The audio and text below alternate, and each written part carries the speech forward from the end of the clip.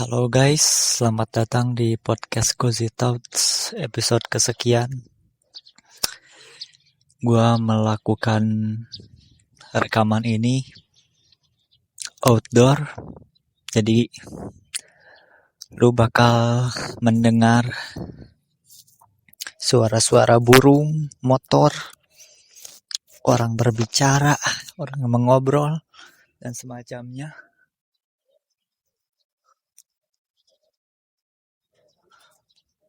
Bentar ya guys, ini gua karena lagi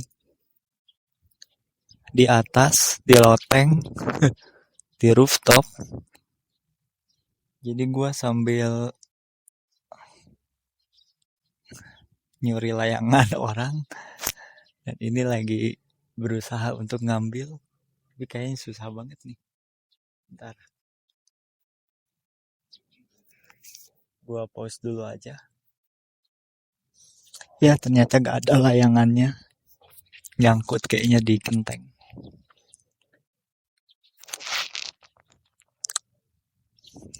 Kali ini tiada topik, dan juga gua masih ingat ya, waktu gua ngedit audio podcast ini, suaranya kadang kedengeran, kadang enggak. Tapi ya udahlah, belum profesional, belum pakai mic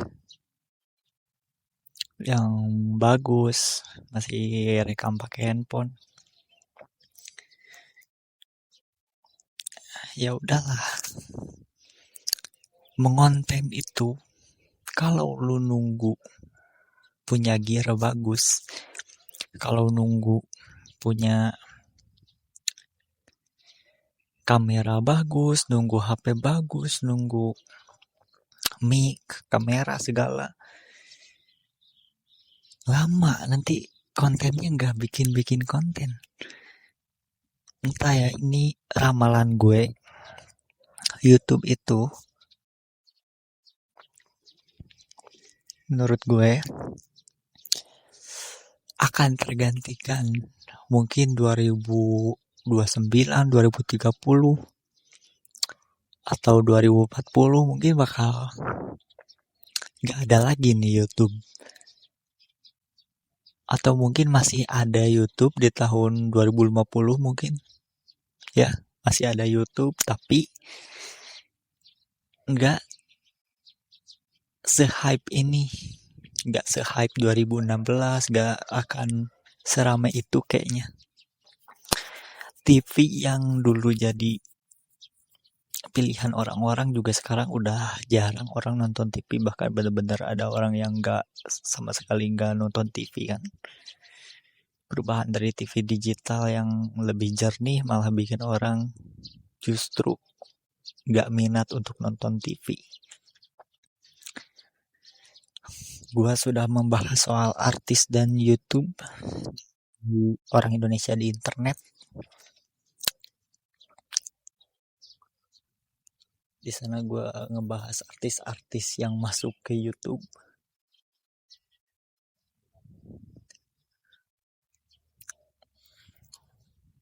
Menurut gue sedikit mengganggu artis-artis itu.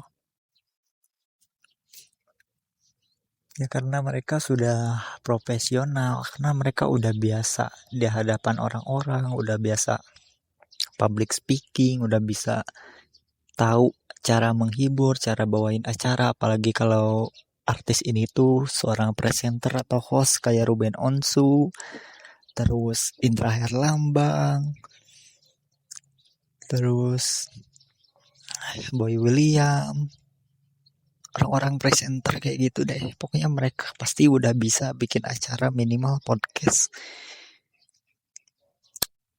Pasti bisa dia monolog kayak gini deh misalnya. Karena mereka presenter pasti bisa. Dan kalau bahas soal artis dan YouTube ini, misalnya Amarzoni, terus pokoknya aktor dan aktris ini kalau mereka masuk YouTube tuh bisa bikin short film dengan acting yang gak kaku. Lo tau kan drama-drama itu, drama-drama cringe kayak gitu loh. Kalau orang awam, konten kreator biasa kan kadang ada yang bagus actingnya, ada yang cringe awal-awal konten bikin film. Tapi buat mereka artis-artis TV ini kan easy banget gitu. Dari ngapalin skripnya, bikin skrip sendiri juga bisa. Atau tanpa skrip sama sekali dia bikin film pasti bisa. Karena dia udah profesional jadi aktor dan aktris.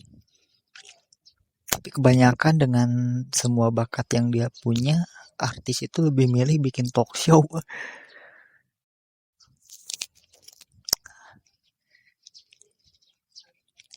Kalau lu tahu acara Somasi, walaupun gua kagak pernah nonton acara Om Deddy, itu bagus buat entertain dan buat narik komedian-komedian, stand up komedian gitu, buat punya show, dikasih panggung oleh Om Deddy.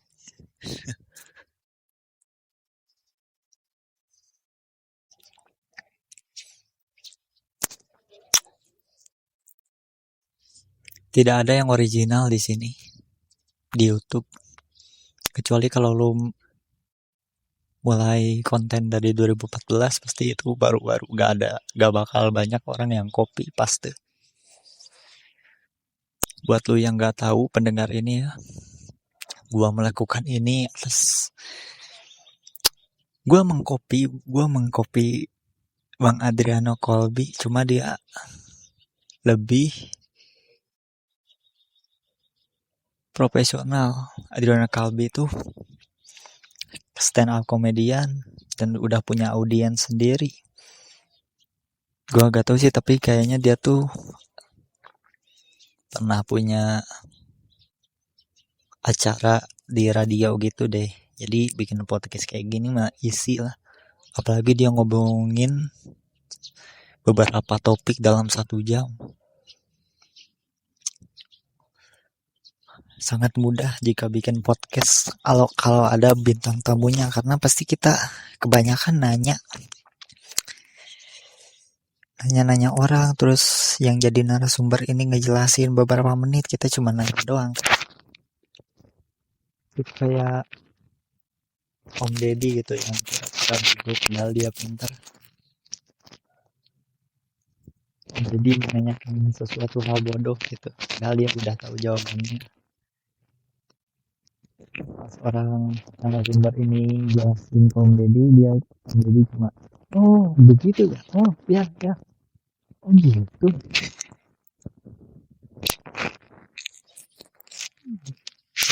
Dia jadi orang kayak gitu, jadi pintar ya. Dia jadi inteligensi di dalam narasinya. Menyebalkan sih hidup kayak gitu.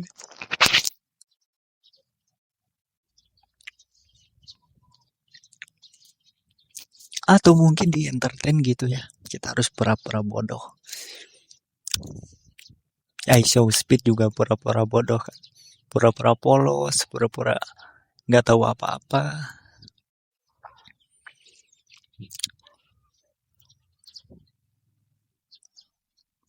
Gue juga yakin tuh show speed tuh kebanyakan audiensnya mungkin anak kecil ya. Sebagian ada yang anak kecil, sebagian ada yang seumuran show speed 17-an. Sebagian ada di range umur 23 mungkin sampai 30 tahun. Begitulah yang nontonin show speed. Gue juga nonton dia. Kayaknya waktu trip ke India deh, gue nonton live streamnya.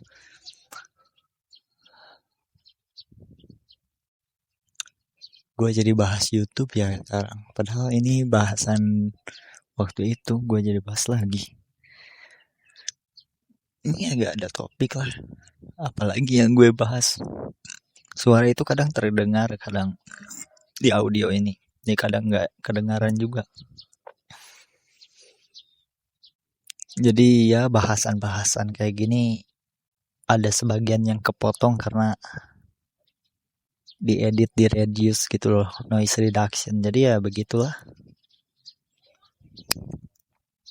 Kadang gue membuat podcast ini dikarenakan mati lampu atau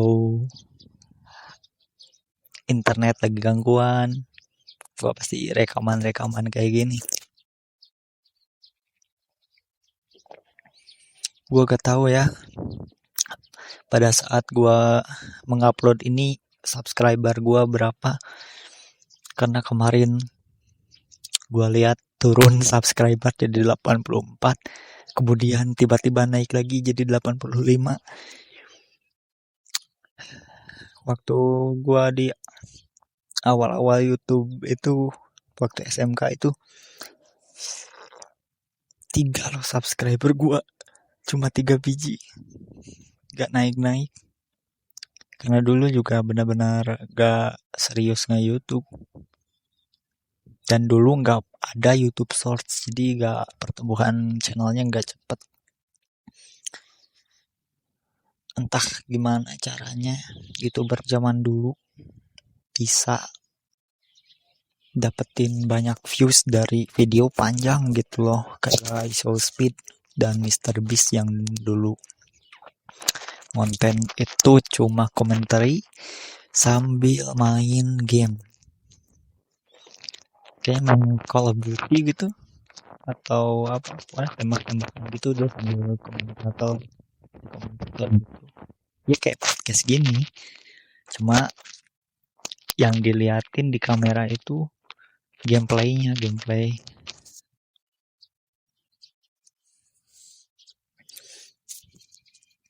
Tapi mereka berdua udah tua, MrBeast dan PewDiePie. Mereka juga udah gak main tembak-tembakan lagi deh. Kayaknya bener deh, game tembak-tembakan itu beneran game anak kecil. Dan orang-orang tua yang main di e-sport itu cuma sebagian dari pekerjaan profesional aja. Seperti yang kalian ketahui lah, di Indonesia juga anak kecil main Free Fire. Lu kalau tahu Heheboy FF, search aja di Google nanti atau di YouTube, apalagi pasti ada Heheboy FF. Dia ngonten buat pranking orang-orang di Free Fire. Gue juga suka nonton konten dia. Ya ternyata pas gue nonton semua videonya, ada banyak orang tua. Orang tua udah tua main game Free Fire. Ngapain gitu? Terus marah-marah di prank. Oh my god. Main tembak-tembakan dengan grafik burik gitu. Marah di prank, guys. Kocak.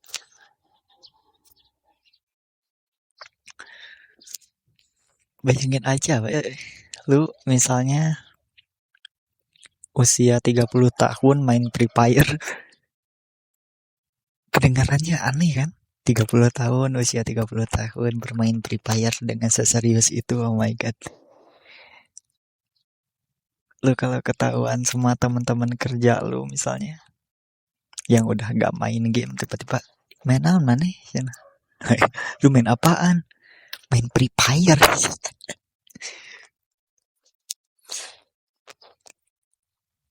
Free Fire harus menuliskan di Play Store dan App Store, dilihatin kalau game ini buat range umur 3 tahun sampai 12 tahun.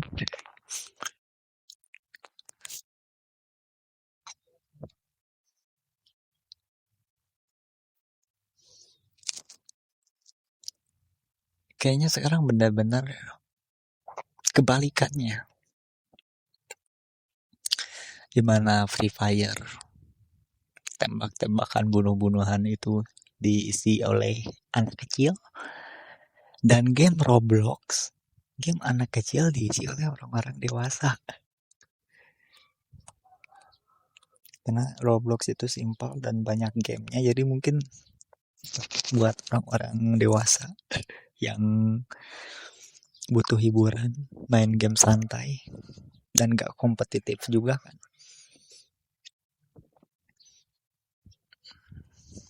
Gue pernah baca komen di sosmed, di Instagram gitu, ada ibu-ibu yang main Roblox sama anaknya tuh, emang ya game keluarga Roblox. Kebanyakan kayaknya orang dewasa yang main game gituan.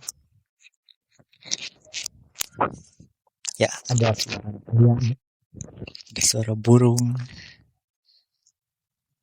Sebenarnya ini benar-benar termasuk sepi ya pagi hari nih. Orang-orang nunggu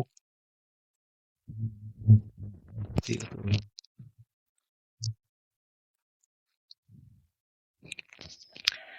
Gue jadi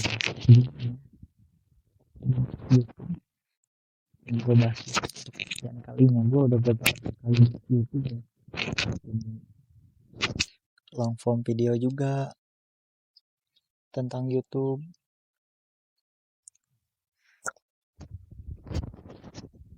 Gue udah bikin satu video khusus tentang YouTube ya.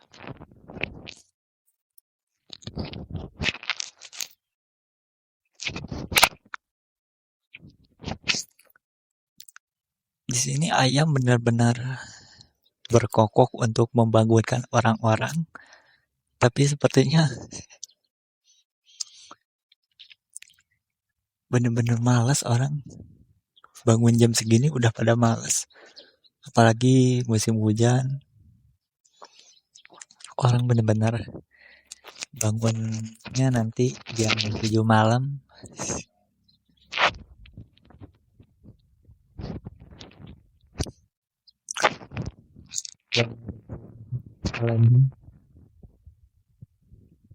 Kalau bahasan sebenarnya banyak, karena gue gak tahu, itu bukan gak punya topik, tapi kebanyakan topik.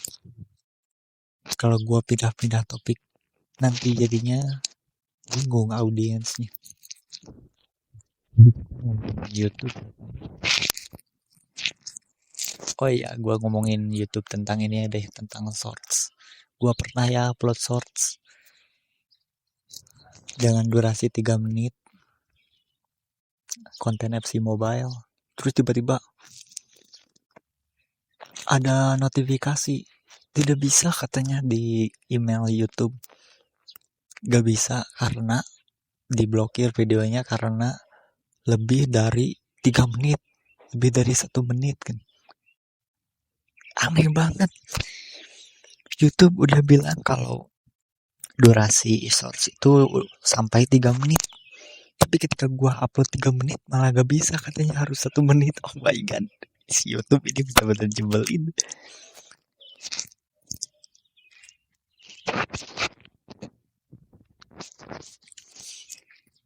Akhirnya gua hapus deh videonya. Sepertinya kalau di handphone uploadnya itu durasi 60 detik.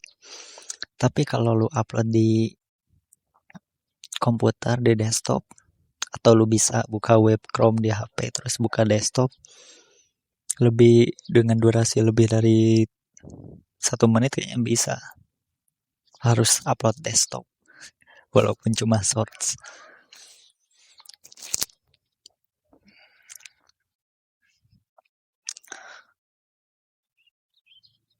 Video shorts itu kadang bisa sampai 10 juta penonton, tapi kadang sangat-sangat menurun sampai gak ada yang nonton sama sekali. Algoritma YouTube memang membingungkan.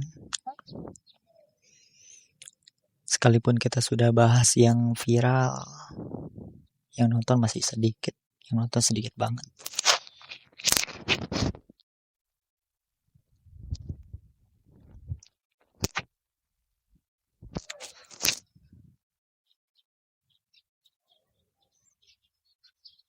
Sekarang udah masuk ke menit 20. Jadinya gue mau ngomongin temen, tapi tiba-tiba jadi ngomongin YouTube. YouTube lebih dari TV, kata Andovida Lopez. Awalnya gue merasa cringe dan dia juga kayaknya bercanda gitu pakai lirik itu. YouTube lebih dari TV, tapi sekarang sudah jadi kenyataan. Omongannya Andovida Lopez, Jovi apa Dovi sih yang nyanyi itu? Andovida Lopez deh kayaknya. Dia benar-benar jadi peramal YouTube. Omongan dia di lirik itu benar-benar jadi kenyataan bahwa YouTube memang lebih dari TV. TV sekarang ada yang bubar. TV1 sih, yang bubar TV1 bukan sih? Sedikit-sedikit bubar sekarang. Nggak tahu nih TV bakal berlanjut hingga tahun berapa gitu. Tapi radio juga masih ada kan? Radio itu didengar oleh orang-orang dalam perjalanan. Biasanya di mobil kan suka dengerin. Kalau gak dengerin lagu dari flashdisk, pasti dengerin radio. Begitu juga dengan orang-orang yang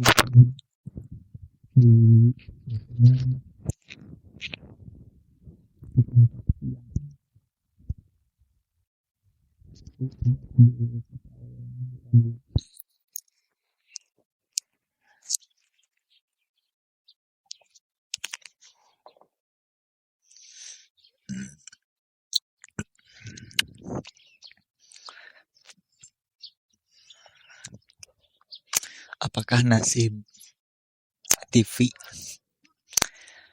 akan menjadi seperti radio? Gue pernah membaca sebuah artikel kayaknya semua karyawan di salah satu stasiun TV ada yang dikeluarin deh. Menyedihkan banget ya. Udah kerja bertahun-tahun, lu udah merasa bakal panjang bekerja di stasiun televisi, tapi tiba-tiba YouTube yang dulu jadi saingan TV sekarang benar-benar mengalahkan televisi itu sendiri.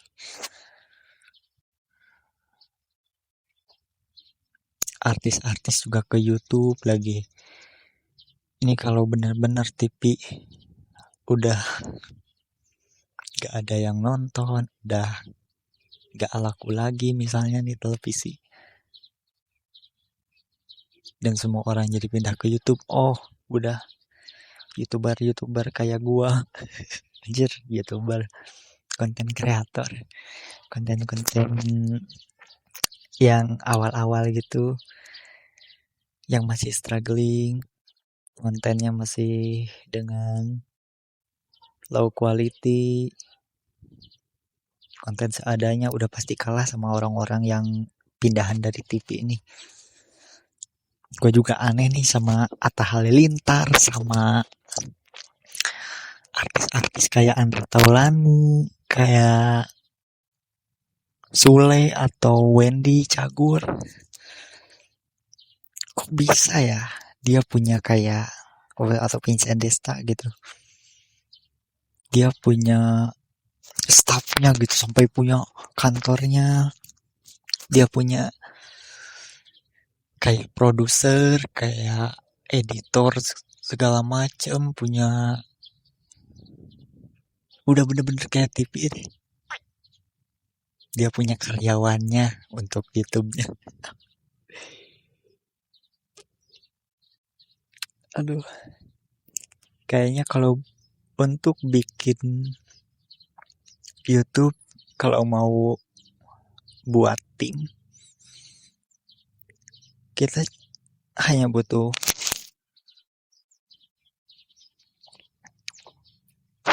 kameramen dan editor aja.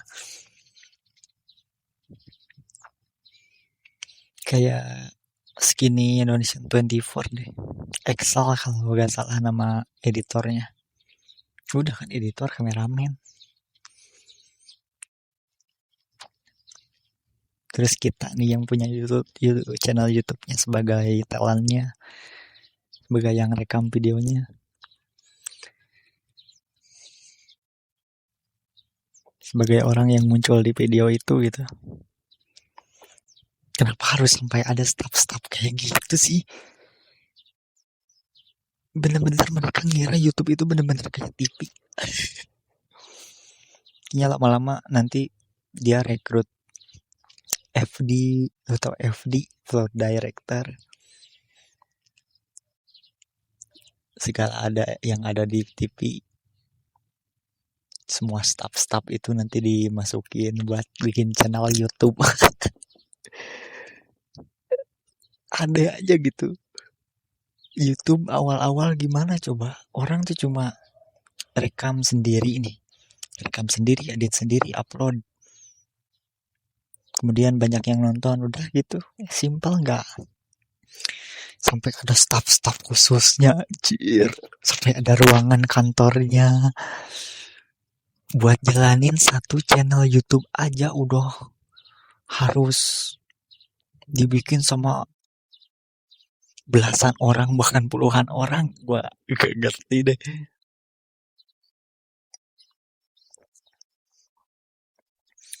Sisi positif dari artis-artis ini yang punya karyawan buat YouTube-nya kayak Rans Entertainment.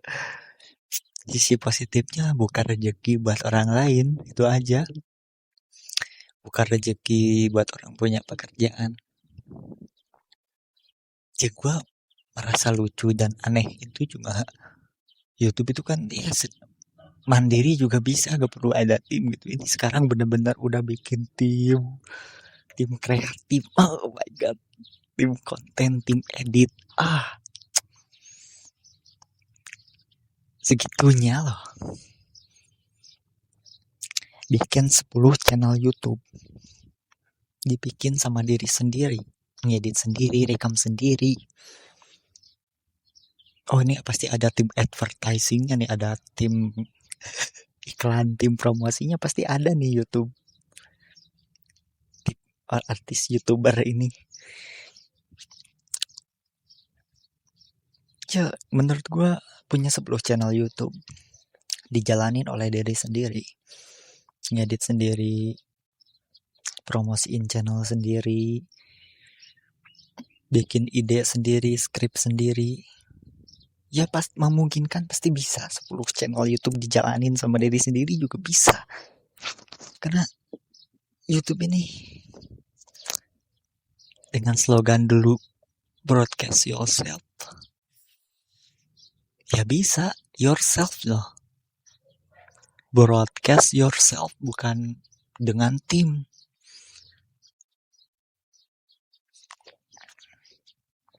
Bisa lah sendiri juga.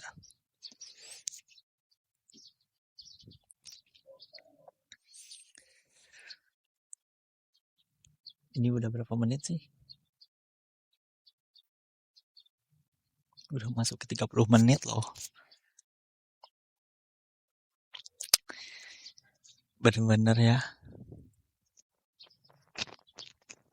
Gue ngomongin YouTube sampai menit ke 30 ini udah bahas segala hal. Sampai artis TV pun gue bahas.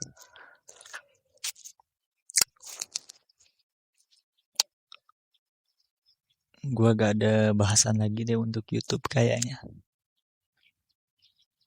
Kalau lo mau inti dari semuanya, pokoknya gue nge-YouTube dari sekarang dan gak tahu akan bertahan berapa lama di YouTube. Karena YouTube itu sendiri gue tidak yakin akan bertahan begitu lama. Mungkin di tahun 2030 juga udah punah YouTube. Mungkin ya, karena gue gak tahu. Ini prediksi gue aja, YouTube mungkin suatu saat akan tidak rame. Dan salah satu faktor ketidakramean ini karena YouTube-nya udah kayak TV nanti kalau server Indonesia ya. Ini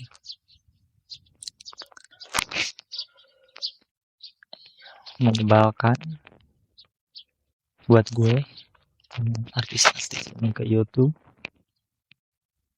benar-benar menutupi orang-orang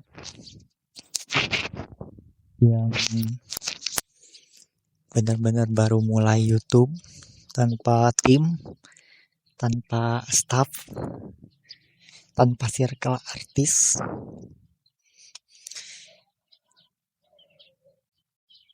Dan YouTube jadi isinya itu-itu aja, artisnya itu-itu aja. Yang trending juga artisnya itu-itu aja, udah. Circle mereka juga menyebalkan. Mereka bener-bener rakus artis TV ini.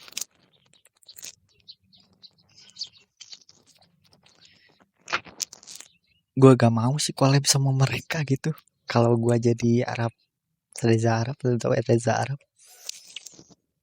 Si Reza Arab ini mau aja tuh collab sama artis. Padahal dia YouTuber gede, tapi mau-mau aja diundang sama YouTuber yang sebenarnya disebut YouTuber juga bukan. Itu cuma artis TV yang punya channel.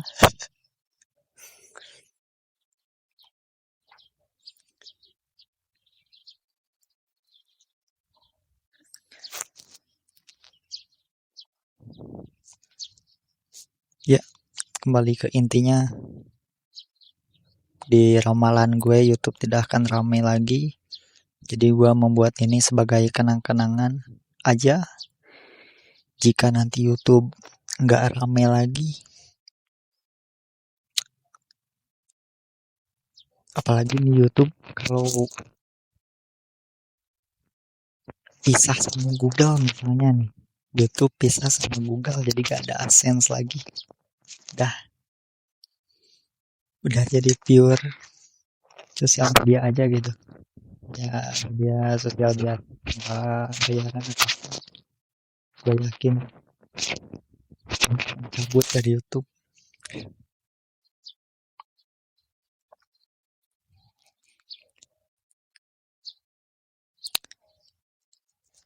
Ya udahlah, karena itu intinya ya. Gue cuma mau ngomongin YouTube tidak akan ramai lagi. Thank you for listening to this podcast. Sampai ketemu di episode selanjutnya. Video ya kan, ini dalam bentuk video nanti. Video dan audio ini akan gue upload di tanggal 1. Jadi ini memungkinkan dalam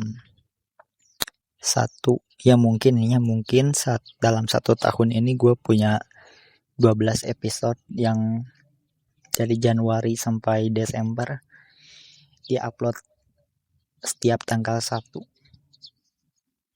Thanks for listening sampai akhir. Sampai jumpa di episode berikutnya.